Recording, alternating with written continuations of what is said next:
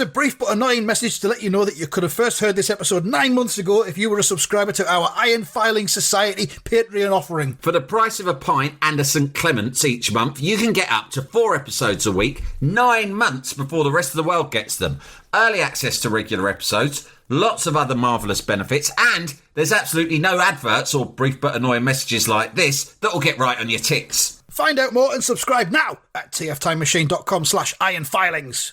Here we go, here we go, here we go, here we go, this is it! This is Top Flight Time Machine. I am Andy Hotbody Dawson, pow pow pow. I'm Sam Nifty Delaney, so what?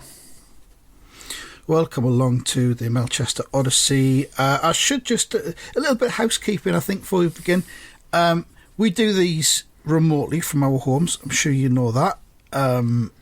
I've sort of moved my phone closer to me so Sam can hear me better through the phone mic, because we do like a WhatsApp video call, and I'm looking at what you can see, Sam. You can see less of my face now, but a lot of my tits. Yeah. Is that going to be alright for you going forward? Do you know what it feels like? It feels a little bit like that scene in Midnight Express where he gets his bird to like squish her tit up against the plastic divider. That's what it's like. It's like your tit is almost flattened against the camera lens. And I got to tell you, I'm liking it. You like it? That's all right. Then all we could do is try these things. It's small margins, isn't it? It is, yeah. Everything's about tiny margins if we want to crush our competitors. As Jake Humphries would probably say, it's all about tiny margins. Tiny margins, yeah. So, there you go. Anyway, I have in my right hand the 28th of July 1984 issue of Roy of the Rovers, courtesy of IPC Magazines Limited. It doesn't tell us who's in the Sign Please centre spread this week. Right, because instead, they've decided to tell us that there are 9 fantastic football stories inside, and there's a star at the beginning and the end of that strap line across the top. So they're really trying to sell the idea there's 9 fantastic football stories. I disagree. Some of them aren't fantastic, but I mean, this suggests as well that the star of the Sign Please page this week isn't all that. And I'm just going to have a look and see who it is. Yeah.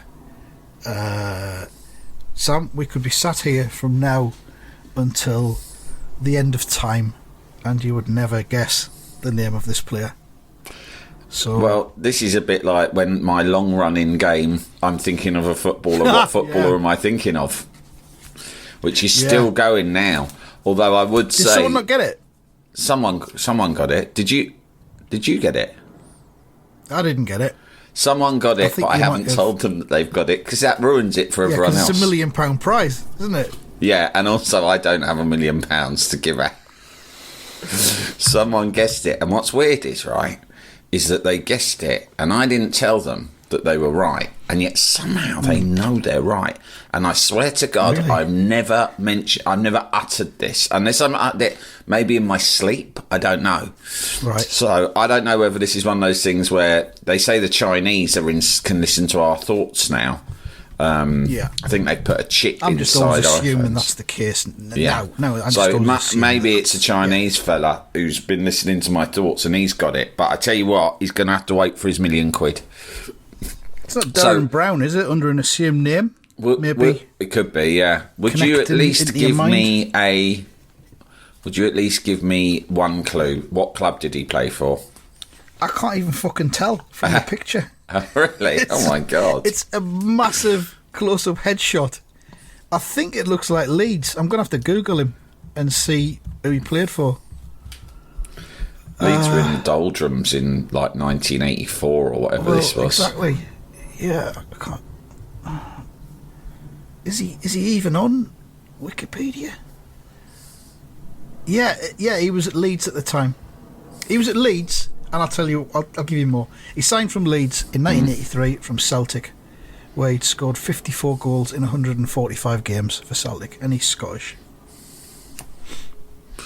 Leeds, still never, ever, Scottish, ever yeah, no idea. I mean, Leeds were not in this era when I was first into football, Leeds were not a thing that I was aware of. So you just have to tell me his name. All right, it's George McCluskey. George McCluskey, yeah. Mrs. McCluskey. Nickname, Mrs.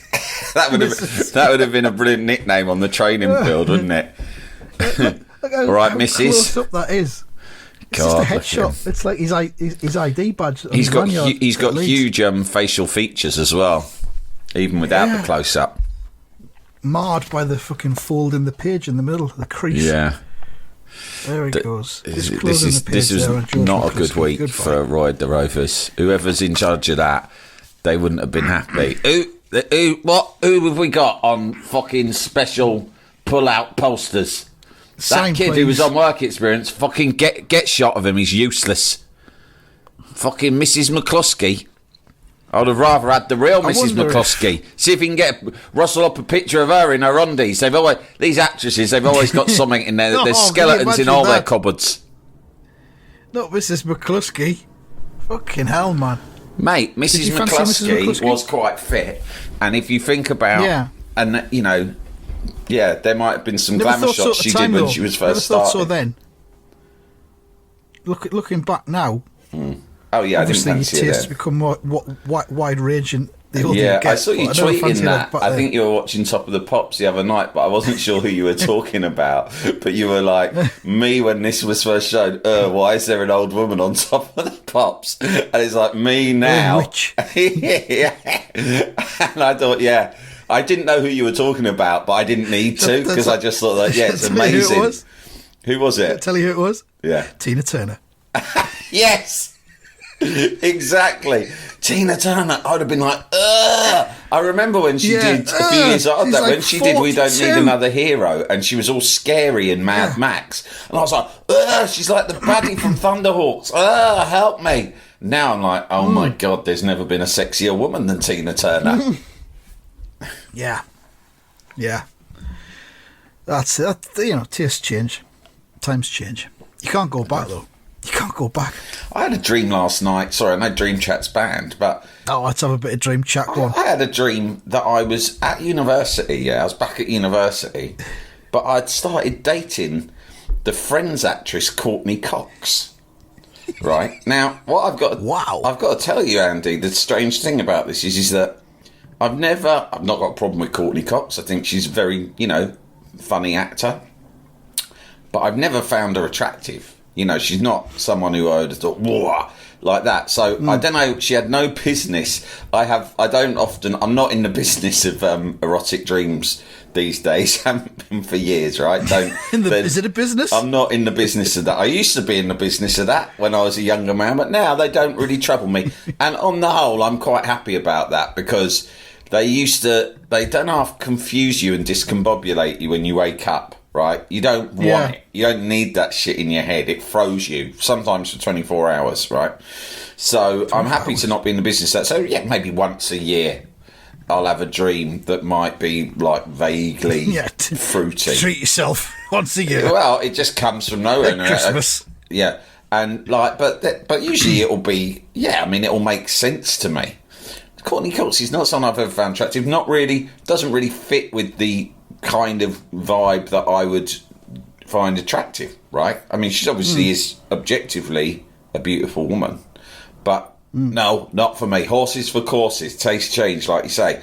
So I was discombobulated by this dream because it was quite in-depth. It wasn't highly sexual, although I think we did do some heavy petting at one point, but it was more like she was at the university and she was sort of mates. We were all mates, and then suddenly it was just like, oh yeah, I'm going out with her now. And it was like, got really serious really quickly. And it was just sort of like the mundane, rather than it being all like sexy, it was like we were engaged in the mundane nuts and bolts of starting out a relationship. Like, where are we going to stay tonight? Should we stay with each other every night, or should we try and play it slower? And what are we going to do for dinner? Have you got any food over at yours? Like, the boring stuff that kicks in a relationship. The admin, A relationship admin kicks in after the first few months of blowjobs, etc. Right? Then suddenly relationships become 90% admin. Right? And in this dream, me and Courtney Cox, we were living as students on campus, but in separate digs. And we were just fully engaged in quite detailed and mundane relationship ads. And people kept asking me questions about relationship, like, oh, it's amazing you're going out with Courtney Cox. What's she even doing at this university? And I say, oh, she's doing a degree. But yeah, we were mates, and now we've just decided to start dating. It's not a big deal, but I think we're going to stay together forever. Did she speak often of her time on Friends? No, I didn't ask her. I think in the dream I thought she probably gets this all the time, and she probably finds one of the reasons she finds me attractive is that I just treat her like anyone else. Yeah, you don't ask about all that stuff. Yeah, that's I don't bother her with all of that. I just treat her like any other human being, and and that's I think why me and Courtney Cox had the romance has blossomed. Really, I think though. Yeah. I think, in all honesty, I know this sounds arrogant. In the dream, to be honest, she was more into me than I was into her.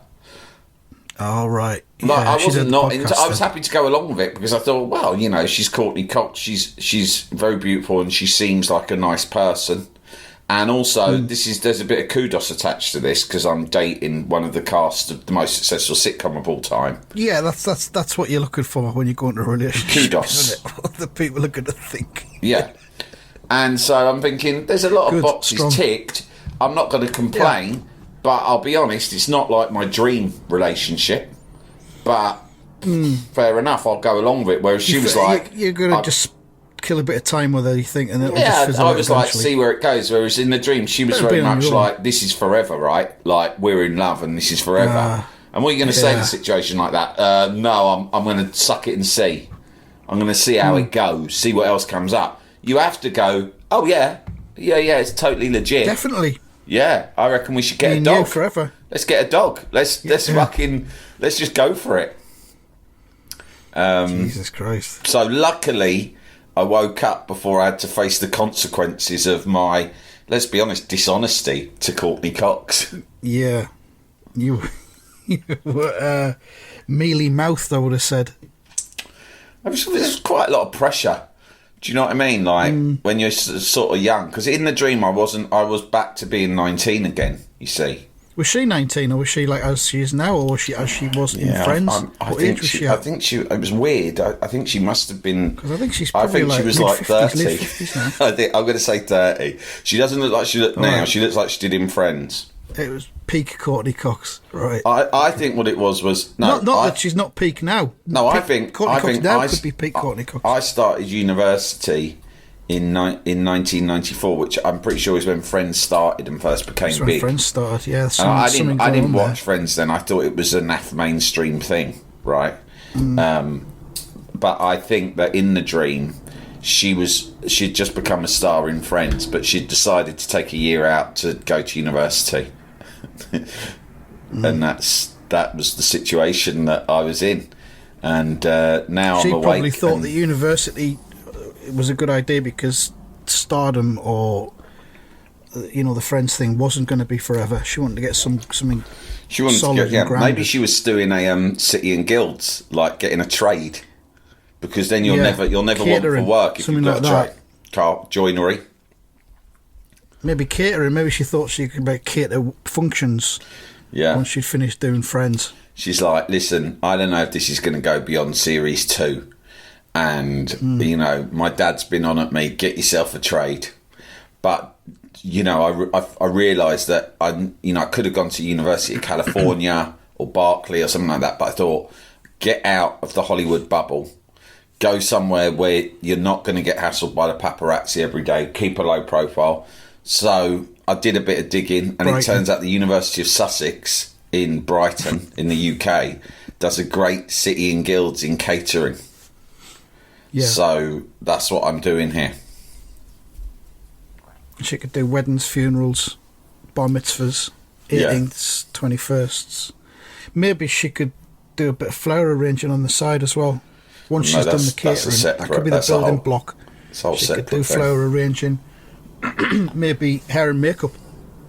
Well, these are all different. These are all, you can't just dabble in those things. You can do catering, flower arranging, I've got a mate who does that, though she'd kill me if she heard me call it flower arranging, because that's to belittle. You know, it's like she's got... What do you call it then? I don't know, but it's got a posher name than that.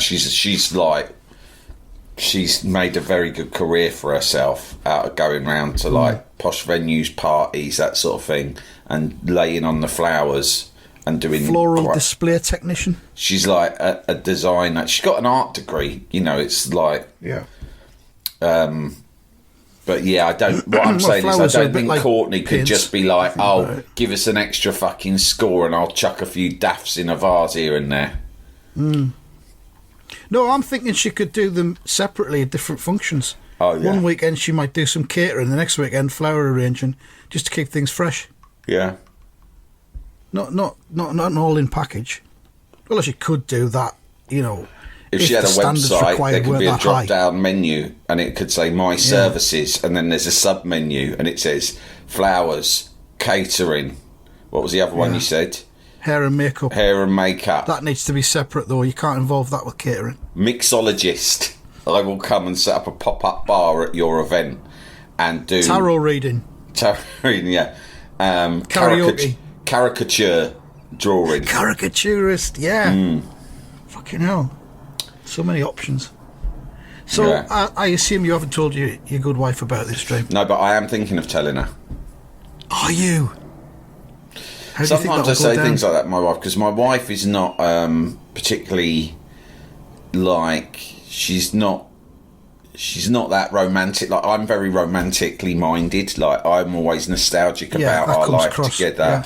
And I always try to engage her in conversations like, "Oh, do you remember when we were first together? Or do you remember this? Do you remember that?" And she's a bit like... She says no. Yeah, have you changed the litter tray? Fuck's sake. I've blocked all that out now. Why are you saying these things? What's the point of remembering those times? They're not here anymore. Yeah, exactly. She's a bit like that. All we have is this. Yeah, all we have is now. And so sometimes because I'm obviously very needy, I will chuck things in. Maybe like I had a dream where in an alternate universe, I got together with Courtney Cox and not you, because in my mind, I think that might stimulate her into, some kind of jealousy, a jealous rage. Yeah. But she'll just be like... That's not what you want, though, is it? No, I don't know what I want. Just, just like need... attention. She just kind of tut and roll her eyes at the Courtney Cox. There was one time years ago, like it was about 15 years ago, and we were at a hotel. It was like one of our birthdays or something, a nice hotel, and I was something like, she went down. She said, "I'll see you in the bar. I'm going down now. Come down when you've had a shower, whatever." And so she goes down to the bar, and then I took quite a long time coming down. And when I came down to the bar, she was having a cocktail and reading a book. Very didn't care, hadn't noticed, hadn't turned up. So I was a while, and she looked up. She didn't look up, and I went. I was getting a blowjob from the maid, right? And without looking up from her book, my wife went, "Yeah, tell someone who gives a fuck, mate."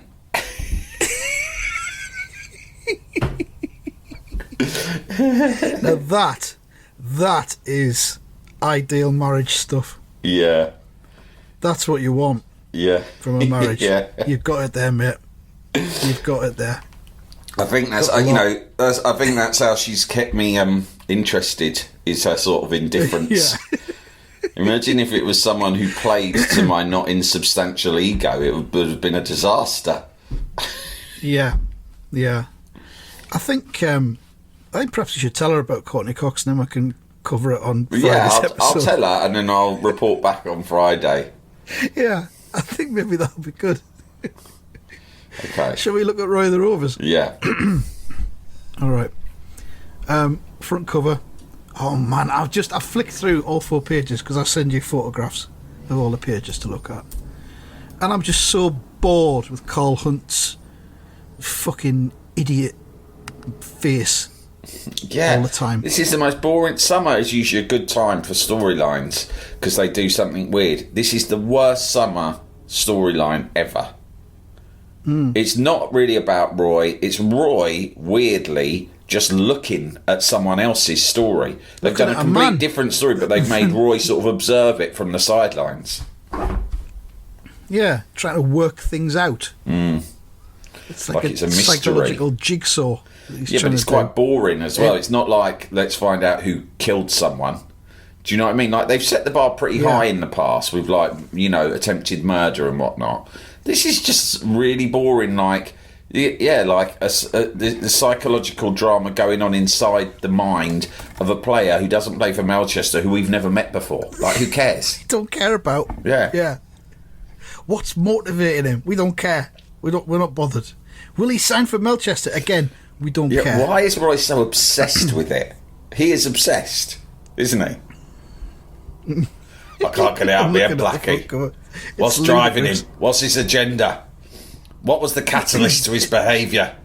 I'm going to devote my whole summer to it, Blackie. But can't we just enter the cricket tournament again, or go to Basram and get kidnapped? Or can't we just go on holiday to Cyprus or Crete? No, my whole summer is going to be devoted to trying to unpick the network of thoughts and feelings that exist within Carl Hunt. Maybe Basran happened afterwards as a reaction to this. Maybe the sales figures plummeted deep, so much. I'm going deep undercover inside Carl Hunt's mind palace. On a safari. Can I come? I'm going on a mind safari. Are we going in your car, or have you got a special brain jeep?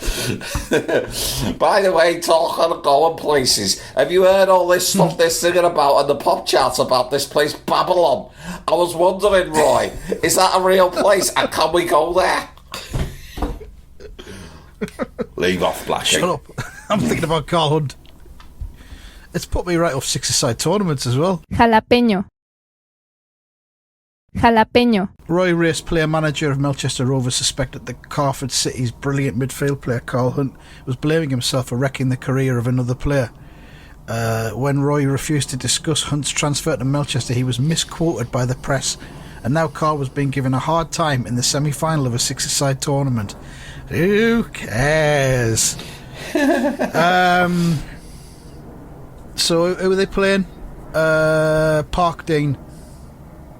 And as a Parkdean player, get the ball. Hunt's on fire again. Dean's Park. Oh, it's Dean's Park, not Parkdean. Dean's Park are putting non-stop in bold. Non-stop pressure on him. It's a 50-50 ball, but will Carl get there first? Carl doesn't get there first. Carl throws himself back and goes, oomph! Oomph!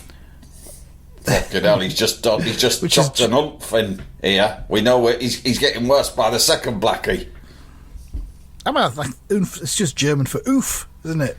Yeah. Oomph! Oomph! Oomph! Das oomph! He's lost it again! Hunt just couldn't produce a full-blooded tackle.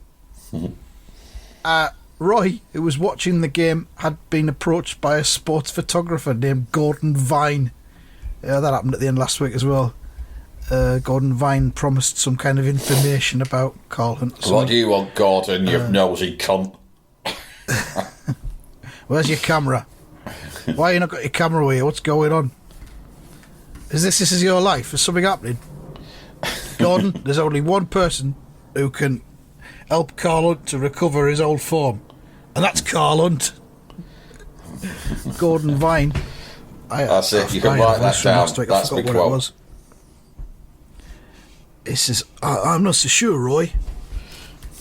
Over to page 2 of 4. Oh, wow. Gordon has presented Roy with a VHS cassette. We are very much in the era of VHS cassettes now. This is the second one we've had in a few weeks. Yeah. Because, of course, Roy had that tape of... was it all of Carl Hunt's performances or something? He'd been compiling them or something. He's so going to show them to Blackie. We once say drove from going, Blackie, come in here. I call this my Carl Hunt room. Why is there pictures of Carl Hunt all over the wall, Roy? It's the only way. Why do you love Carl Hunt so much? Do you not love me anymore? Am I doing something wrong, Roy? I don't love him. change. There are no emotions. It's a fascination. Let's call it scientific. He's a conundrum that I must crack. He gives him this video cassette. This might do the trick. A video cassette. You better explain, Gordon. Gordon explains. When I saw your comments in the papers, it made me start thinking, I was in a league match in which Les Anderson was injured. And I remember that I'd got permission from my son Gavin to try out his new video camera to record a few action sequences. What the fuck? Bit fucking weird, but go on. Yeah, is it okay if my son Gavin tries out his new video camera? He wants to record a few action sequences. Yeah, whatever. It's probably going to get smashed, but okay. Do what you want. And he says, and last night I took another look at the film he shot. It's very interesting, Roy. Roy says, Can I see it? And then Gavin went, what's he called, Gavin? I don't know. Can't be asked anymore. Gavin says, sure, come on. I've had it set up in the crowd control room. They've got a video recorder in there. What the fuck?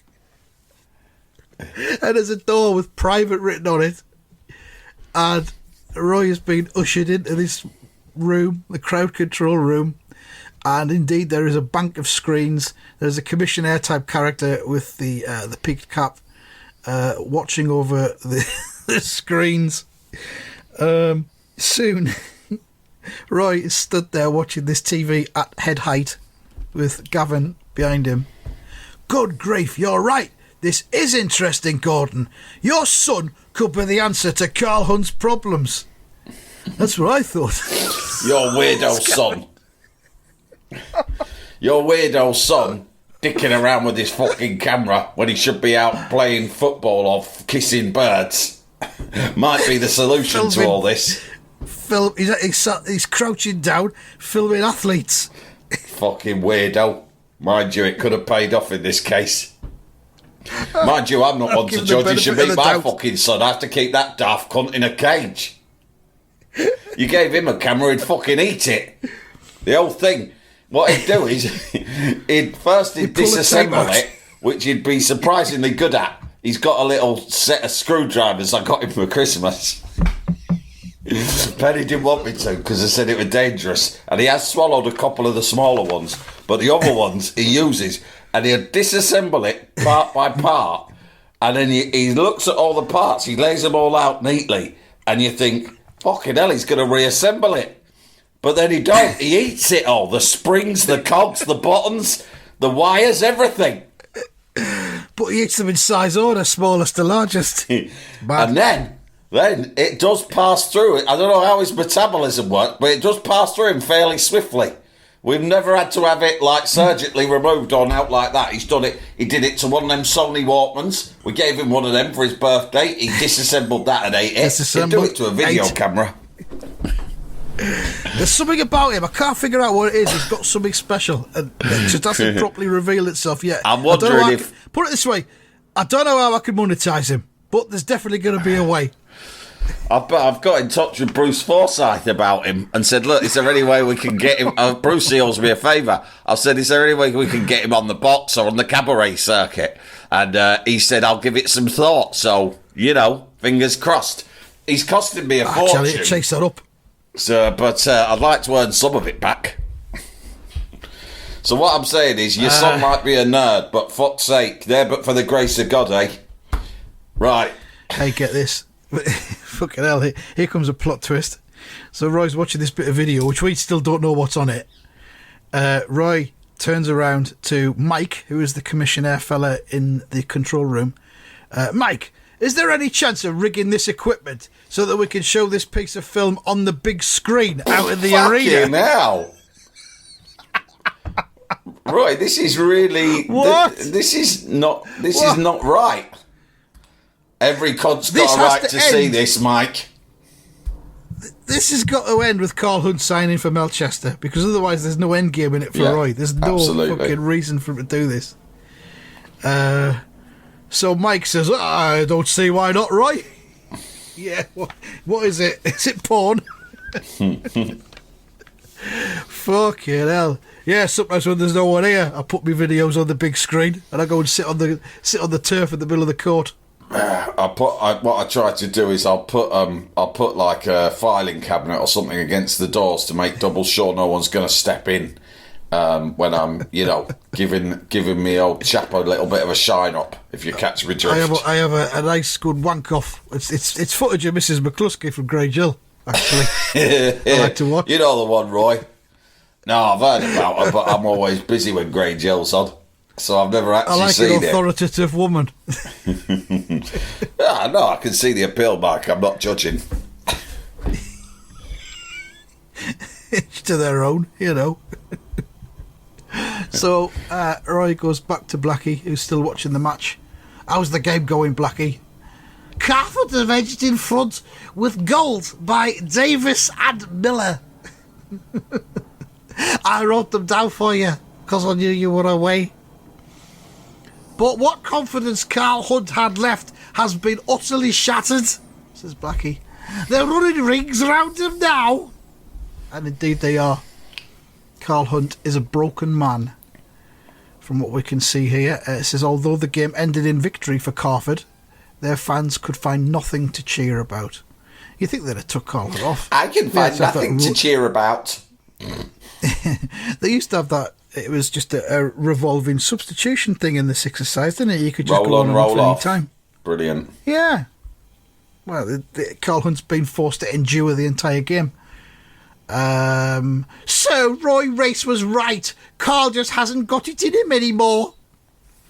I reckon we're watching him walk off a footer pitch for the last time. Footer. Oh, God, that's footer. Worse than footy, isn't it? Footer. Oh. Abandon everything. Shut the podcast down. Yeah. Retire. We're retiring from podcasting now. You're going to get on the basis that we just had to say the word footer. Flower raging. Yeah. They're off back to college. I used to do a column in a women's magazine called Company. Oh, yeah. And it was called something like... The Male Perspective. Yeah, it was one of those things. I did it for a couple of years. It was a bit of money. But yeah, the most annoying thing that they subbed my column would always, if I mentioned football, which I suppose I would from time to time, because they wanted it to be all the kind of cliched, like, well, you know what it's like. Your missus just wants to go out shopping, but you want to watch the football. So, you had to do that footer. kind of thing. That's what they want. They would always change, whenever I wrote football, Andy, they would always change it to footer or footy. Every time. Oh, God. And I often took the attitude with any column I've ever done or anything, just don't, let them do what they need to do. Don't, pick your battles. You want to be easy to work with. If you're complaining or being precious every week, that's one more excuse or reason for them to think, do you know what, let's get a shot of this cunt. Get rid of him, he's too much hassle. Exactly. You just want to elongate any situation like that. It's going to end eventually, so just keep it going. And so I'd always sort of pick my battles. I wouldn't get precious about changes unless it was huge. But in the end, I had to say, listen, I really, really, really need you to not change the word football to footer or footy. And I went, why not? We just think it makes it more authentic and conversational. And I was like... yeah, but that's not a conversation. It's affecting me deeply. Yeah, it's really bothering me. My personal relationships with friends. I know. I'm just sort of like, sometimes I know it's me. It's just me. I'm just being silly, but it really is getting to me, and it's like it's affecting my sleep. And if one of my friends or my brothers or something like this sees this and beats me up, I'll just have to take it. Do you know what I mean? And then write about it. Yeah, I got beaten up last week. Guess why? Someone read a column in which I'd referred to football as footer. Anyway, where are we? I reckon we're watching him walk off a footer pitch for the last time. Then Roy shouts over, hang on a minute, Carl. There's something I want you and everybody else to take a look at. Oh, God, it's not his cock, is it? What is wrong with this man? Oh, look at this. I've got this rash. Listen, Race, I think you've done enough talking just lately. If you hadn't given that press interview, as I told you, I was misquoted. But now we're all going to see and hear the truth. And then he shouts, roll that film. Oh, he knows all the lingo. That's like Roland Rat, isn't it? Roll VT. Roll VT, yeah. And he's shouting this up to the absolute highest floor in this to Mike, the auditorium, security guard, who's a fucking joke. I don't see why not, Roy. There's a million reasons why not, Mike, you fucking idiot. You can't do this. This is what happens. This is why people fall foul of celebrities, because they just think that people get all fucking starstruck around them and just let them do what they want. Yeah. And then before you know it, there's court cases and lengthy prison sentences. Yeah. And certain episodes of Top of the Pops can't be repeated anymore. I know. And that affects all of us. Because they might have been good episodes. Yeah, especially if Tina Turner's on. Roll that film. Colin says, film? What the fuck? And there it is. Oh my God. That's the big screen. And one of the fans says, hey, it's a clip from the Carford versus Bernstein game. Roy says, that's right. This is like an episode of South Park. That's right. He's responded to someone in the crowd who's just shouted from 50 feet away. That's right. Now watch closely. He says, we're coming to the moment when Carl clashed with Les Anderson. There's the throw into Les. Now, this is the thing that's haunted Carl Hunt for the past 6 months or whatever. And Roy's making him watch it again on a big screen in front of a load of people. This could go either way. Continue later in the issue. 4th page. There it is. Now we're slowing down the film frame by frame. You can see Les turning on the ball to beat his marker, which indeed he does. And there's the expression of pain on his face as his leg starts to twist under him so violently and awkwardly that his lower bones were shattered. Fucking hell. Whoa. And indeed, can everyone hear me? Can you hear me at the back? No? Alright, I'll say the last bit again. Awkwardly, that his lower bones were shattered. Did you hear that? Good. We're not seeing any shattered bones because this is a children's comic, thankfully, but he's in a lot of pain. Les Anderson. Roy continues. The damage was done, and Les was already starting to fall as Carl made contact. It's quite clear from this shot, anyway, that Carl definitely played the ball. And then we can see Roy and Carl. Look at Roy's face there. Fucking hell. He's so delighted to have cracked the case. And I'm a fucking genius. It was a freak injury, Carl. A tragedy for Les. But nevertheless, a complete accident. But fuck him, he must have insurance and PFA will sort him out. Also, he could get a pub. He might be in a wheelchair, but he can get a pub, well, you know, a low bar. They'll give him a fucking testimonial, won't they? I mean, look at Toby Morton. Toby Morton retired. I saw him the other day. He's never been happier. I mean, he's not minted, but he's got enough to get by. Him and his missus have a very nice life. And Carl Hunt says, well, I'll be. Roy, I don't know what to say. So Roy says, try what an idiot I've been. Fucking hell. All right, Roy, Jesus. Look how smug Roy is in that picture as well. Yeah. That's right. I've saved your life. You were probably going to top yourself, weren't you? Good job I've intervened. Now you owe me one. I'll be back. One day. Oh, shit. I've heard about this with Roy. He does come back. Always. And it's never good. One of these days, I will come to you. Perhaps, heaven forbid, someone close to me has been shot to death, and I need you to work on their dead body to make it look respectable before their open casket funeral. Well, that's not anything that I'm familiar with. That's not a skill that I have, Roy. Well, You could brush get up a on City it, and 'cause it Guilds could in it, happen. Carl. Imagine that. You can do night One classes. of my best pals, like Blackie, dead from 1,000 bullet wounds, and you are made responsible for making his body look respectable. His mother might be there looking at his body. Okay, Roy. Try. What an idiot I've been. Now go and get ready for the final, old mate. Carford City versus Melchester Rovers. And moments later, here they come, but Carl still looks mighty nervous. Showing him that film could have been a waste of time. He's had a mental block about Les Anderson for so long, he may never lose it. Oh, God. Fuck me. Right, that's the end of this one. Have you seen what it says next week? A line of speech. And I don't know who's saying this. It's your fault for bringing him back to life, Roy. For my next trick, I will bring someone back from the dead. Fucking hell. Roy and So there Blackie we go are. We'll grave find digging out. and use voodoo to bring one of their victims back to life. I think I can report live right now that the skip has been removed from my driveway. What's going on right now? I can hear skip removal noises happening. Yeah. Oh, great. If we wrap The up dream now, is you over. might be able to grab a little bit of the skip removal on your phone. I'll try and get that. Yeah. Anyway, how many marks out of 10 you giving it? I'm giving it 10. 10. Yeah, brilliant. Bye-bye. Bye, everyone.